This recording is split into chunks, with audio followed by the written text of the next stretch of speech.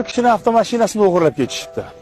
Oradan 3 kun o'tgach, avtomashinani qayerdan olishgan bo'lsa, ana shu yerga tashlab ketishibdi va bir xatcha qoldirishibdi. Xatda shunday yozilganmish: aka, ayolim homilador edi.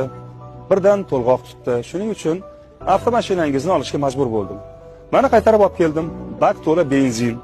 Rahmat tariqasida sizga teatrga 2 kishilik chipta qoldirdim. Kerak bilan tusharsiz. Kishi ayoliga bo'lgan voqealarni aytibdi va spektaklga borishibdi.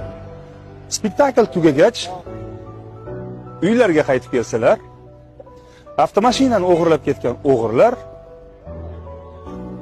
uylarini o'marib ketishibdi va devorda bir yozuv qoldirishibdi. Qalay? Spektaklim yoqdimi?